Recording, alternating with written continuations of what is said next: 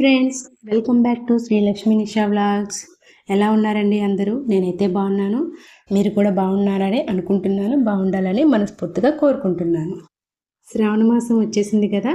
ఈ వీడియో అయితే నా మొదటి శ్రావణ శుక్రవారం ఎలా జరిగిందో అదంతా మీతో షేర్ చేసుకుంటున్నాను. మీరు కూడా మీ మొదటి శ్రావణ శుక్రవారం పూజ ఎలా చేసుకున్నారో నాతో కామెంట్ చేసి తప్పకుండా చెప్పండి. నేను ఈరోజైతే ఎర్లీ మార్నింగే నిద్రలేచాను. 5 కల్లా నిద్రలేచేసాను. అసలు డేలో ఆ పార్ట్ చూడడం అనేది చాలా రేర్ అనమాట. అది నాకు ఆల్మోస్ట్ అర్ధరాత్రితో సమానం. ఎప్పుడు లేవను. ఎప్పుడన్నా ఫెస్టివల్స్ అప్పుడే తప్ప ఇంకెప్పుడు నేను ఆ టైంలో అసలు నిద్ర లేవను. మ్యాక్సిమం 6 దాటుతుంది నేను లేచేసరికి.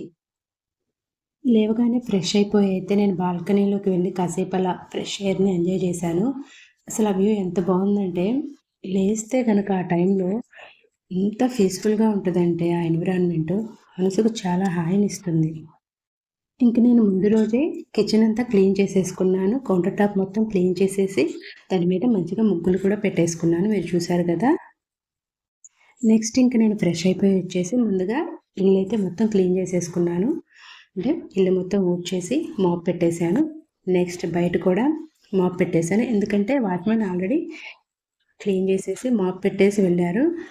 ఇంకా నేను పైన అంతా ఆరిపోయింది వల్ల పిండితో ముగ్గు పెట్టాలని చెప్పి మళ్ళీ తుడుచుకొని నేను బియ్య పిండితో ముగ్గు పెట్టుకుంటున్నాను. నేను ఫెస్టివల్స్ అప్పుడు మాత్రమే ఇలా ముగ్గుతో ముగ్గు వేసుకుంటాను. లేకపోతే విడి రోజుల్లో అయితే చాక్పీస్తోనే ముగ్గు వేసేస్తా. నార్మల్ డేస్ అయితే అసలు ఇలా ముగ్గు పిండితో ముగ్గు పెట్టగానే ఆ ఫెస్టివ్ వైబ్స్ అనేవి ఆటోమేటిక్గా వచ్చేస్తాయి. ఈ ముగ్గు వేస్తూ నా ఛానల్ గురించి అయితే స్మాల్ ఇంట్రడక్షన్ అయితే మీకు ఇస్తాను. నా పేరు లక్ష్మి అండి. నేనైతే హౌస్ వైఫ్ని. మేము ఏఎస్ రావు నగర్ హైదరాబాద్లో ఉంటాము. నా ఛానల్ వచ్చేసి శ్రీ లక్ష్మి నిషా వ్లాగ్స్. ఇందులో కంటెంట్ ఏమేమి వస్తాయంటే festival vlogs, daily routine vlogs and shopping vlogs and outfit from scratch, ఇలాంటి వీడియోస్ అన్నీ వస్తాయి. సో ఈ వీడియోస్ అన్నీ మీరు మిస్ కాకుండా ఉండాలంటే ప్లీజ్ ఛానల్ని సబ్స్క్రైబ్ చేయండి, లైక్ చేయండి అండ్ కామెంట్ చేయండి. ఇది ఈరోజు ముగ్గు అయితే ఇలా పెట్టుకున్నాను సింపుల్గా. చాలా పెద్ద ముగ్గులు వేసుకుందామని అక్కడ ప్లేసే ఉండదు. ఎదురు కూడా వేరే వాళ్ళు ఉంటారనమాట. వాళ్ళకి డిస్టర్బెన్స్ అయిద్దని చెప్పి చిన్న చిన్నగానే వేస్తాను. నేను ఈ ముగ్గులో వేసినవి అయితే పసుపు కుంకుమ కాదు, పసుపు రంగులో కుంకుమ రంగులో ఉండే కలర్స్ ఉంటాయి కదా, అవి వేశాను. నార్మల్గా అయితే ఈ పని వేణిషా చేస్తుంది, బట్ అది ఇంకా లెగవలేదు. అందుకే ఇవాళ నేను చేశాను. లేకపోతే అది తను కనుక మెలకుగా ఉంటే అసలు నన్ను చేయలేదు.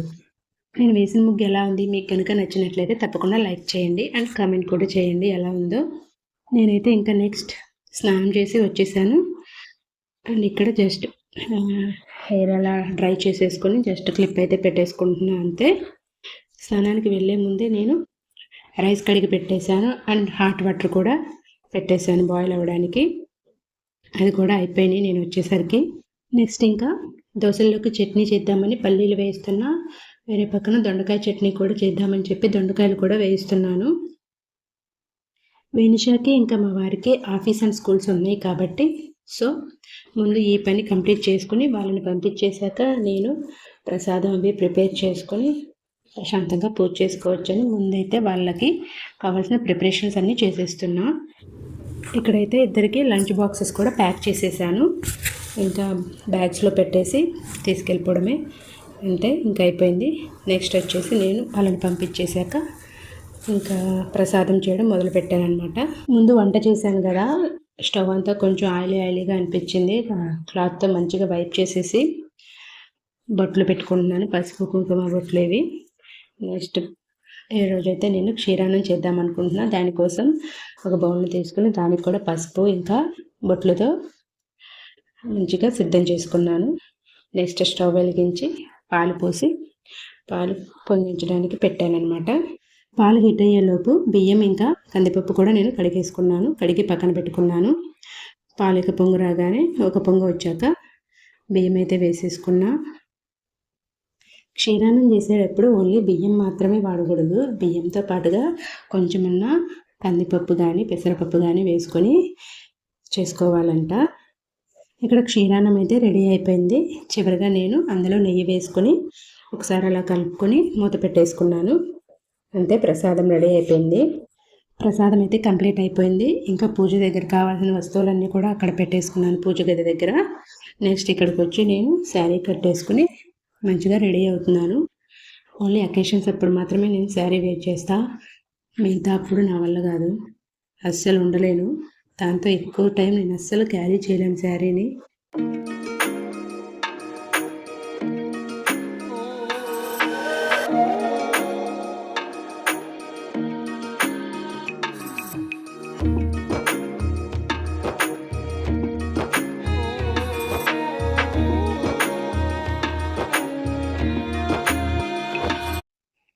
సో రెడీ అయ్యి వచ్చేసి ఫస్ట్ అయితే గడపకి పూజ చేసుకుంటున్నాను. శుక్రవారం కదా, అందులోనూ శ్రావణ శుక్రవారం మస్ట్ అండ్ షుడ్ చేయాల్సిందే.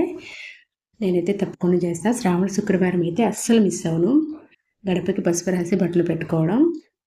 ఇక్కడైతే నేను మంచిగా ముందు తడి క్లాత్తో అంతకుముందు రాసిన పసుపు ఉంటుంది కదా, అదంతా క్లీన్ చేసేసా. నెక్స్ట్ ఇంకా పసుపు రాసేసి బియ్య పిండితో ముగ్గులు పెట్టుకున్నా. దాని మీద పైన కుంకుమ పెట్టాను, అంతే. నెక్స్ట్ ఇంకా పని అయిపోయిన తర్వాత ఇంకా పూజ గదిలోకి వచ్చేసా. పూజ గదిలోకి వచ్చేసి ఫస్ట్ పటాలన్నింటికి మంచిగా పసుపు, గంధం, బొట్టు అలంకరించుకున్నా. నెక్స్ట్ పూలతో అలంకరించుకున్నాను. సింపుల్గా చేసుకున్నాను పూజ అనేది. జస్ట్ ఒక ప్రసాదం చేశాను. లక్ష్మీ అష్టోత్తర శతనామావళి చదువుకున్నాను, అంతే.